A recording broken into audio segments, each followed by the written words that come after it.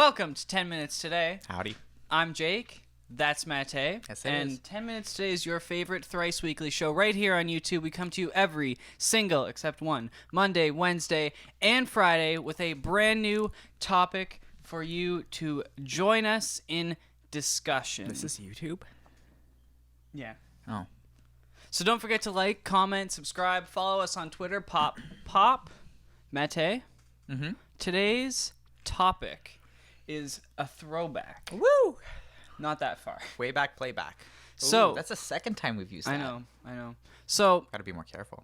we do. We're gonna get copyright strikes on that. It's trade.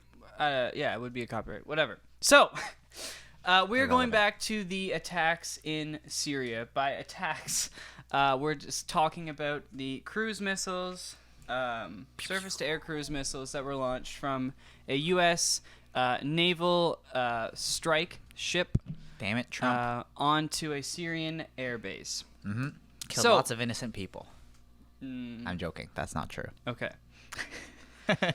Well, I mean, there were some stories floating around That's that not they true. did, and none of them were true. So, should the U.S., this is our question, have Yes. waited for a UN investigation to complete before conducting the airstrike? Sure. I think that is a very fair assumption that you would wait to find out exactly all the details and exactly what happened before you go, let's just shoot a bomb at him. Okay. I mean, not a bomb, but a missile. So, I fall in the middle here. As of right now, I think it was a good move. Well, I don't think it was a good move. I think it was a fine move. I think it showed his inexperience as a president.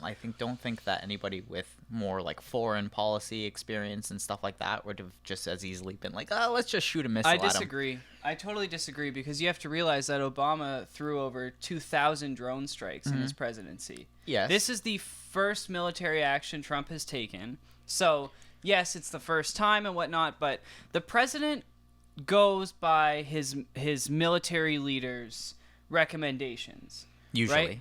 Oh, they but that's the thing is they bring in these people that they know are the best. Sure. And they're the ones who are sitting in the room and say, or well, in this case, he was at a dinner with the Chinese President Xi, which is ridiculous. But they walk up Just to him at the dinner absurd. table and said, this is what's happened. And that's kind of why I think that Trump actually had very little, if anything at all, to deal with these strikes. I think he's given power to his military leaders that, like, I'm not going to say no unless you're talking about killing, like, millions of people.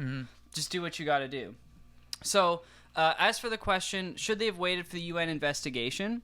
I think it depends on what we don't know and what we will never know. So, NATO intelligence may have something on the Assad government. They might even have someone way up in Assad's military who is spying on them. Okay. They're not going to tell the UN about that because the UN will be required to divulge the information to Russia and Syria, and then they lose their spy, right? So, generally, by the fact of everyone supporting this, because like when the U.S. people are relating this to Iraq, which is fucking ridiculous, because Absurd. most of the world was like, what the fuck are you doing? Like, we know you're going there for oil. That's what you're doing in Iraq. Of We course, can see it. And they convinced a large number of countries, and the UN ended up giving them permission. Yeah. But this is like almost unanimously. It's basically Russia, North Korea, and the country on the Defense Council that starts with a B that I can't remember. They're like the three countries within the UN who are opposed to it. Well, I mean, that's because they know Assad's kind of a dick, so. But it's they're not. like, no, it's but it's not not that that bad. because there's countries who the U.S. doesn't necessarily see eye to eye with, like China, who aren't vehemently opposed to it. They're just like, oh yeah, like you used chemical weapons, and so the Allegedly. U.S. Well, someone used chemical weapons, whether it was Assad or a terrorist organization. Someone with access to military flight dropped these chemical weapons, and that narrows it down to about two groups. But don't you think you should know which group it is before you just start shooting bombs But across? that's why they didn't take out this airstrip. They didn't fucking blow it out of the sky. Yeah. They didn't fucking Blow it blast out of the ground. to smithereens. Yeah. They did enough damage to it to say, look, if you do this again, this is what we're gonna do. Mm-hmm. And that's kind of why I lie in the middle, where I'm not absolutely opposed to it. I don't think it was great. I mean, there are flying planes out of that airstrip later that day. Well, I don't think it looks good on the American government either.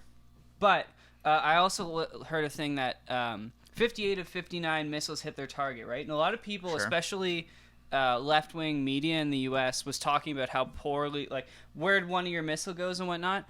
And actually, I watched a whole podcast with former military, like Navy employees who worked on these ships. Okay. And they're like, 58 out of 59 hitting the target is fucking ridiculous. Like, good? Think of a sharpshooter from a mile away. You're talking about a couple kilometers, couple miles away, hitting these missiles on point. And the one missile they missed, like, it's not that it missed, it's that when it took off, basically they spiral out of the sky. They don't, like, but aren't missiles land like over remote, there. like They're coordinates automated. based on coordinates going to land somewhere? It's not the same as like a shooter where you have all these different things that are taken into account. Yeah, but realize that one of the world's superpowers with nuclear capabilities can't launch missiles. It's hard to do. It's not easy. It's weird. So quickly, the second point here is, should international law apply when the country being attacked has already broken international law? That's a tough one. So if they gassed their own people, does it then make it okay for the U.S. to attack them? Because this is where I think the problem lies. I don't know. So currently, how much you should, or I guess U.S. or any country should really dabble in what's going on in other countries. Right. You So know what I mean? currently, UN law says that you can unilaterally conduct an act of war if someone has attacked you, and only to the point to retake your own land. Yeah. So, honestly, I don't know. Like, I look at North Korea and Sure.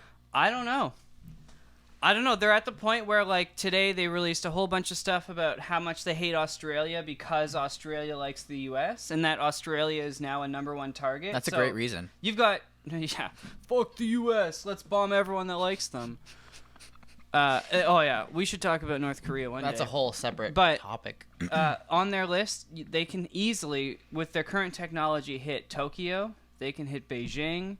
They can hit all of Australia. They can hit India. Are we talking North Korea? North Korea. Okay, yeah. So it's like, if North Korea breaks any laws, should we be able to take them out like that? I don't know. I think at a certain point, like, once you see a missile cross over the demilitarized zone heading towards Seoul, that's it. Kill them all. Or once it enters Japanese airspace, the Chinese will do it themselves. I think we just they won't attack China. I think we need to get like some like sneaker agents. Well, we have them in there. And just get in there and just do it all in the nighttime when everybody's sleeping. The thing is they're so paranoid. Like, they are so paranoid. They should be. But they think that they genuinely think that, like, the whole world is out to get them, when they don't even realize it. We're standing over here like, you're fucking crazy. Like, you're standing over there saying, like, they hate us, so let's kill all of them. We're like, yo, like, just fucking put your bombs away and, like, join society.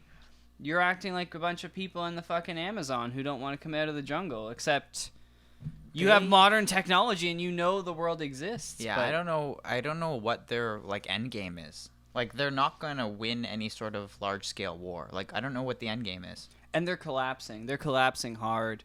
Like, the last 10 or 15 years so Kim Jong-il took over, and he's super militarized. Like, he's fucking psychotic, detonating nuclear bombs and trying to get ICBMs, intercontinental ballistic missiles, but at the same time, like, more and more restriction on their people, but their people know what's going on because they, like, South Koreans launch, like, balloons with like CD drives and whatnot and USB sticks that show them what the fuck is going on in the world, so they know. Yeah, it's like all the people are just being nice because it's like fucking the Germans back in the day. They're just fucking crazy.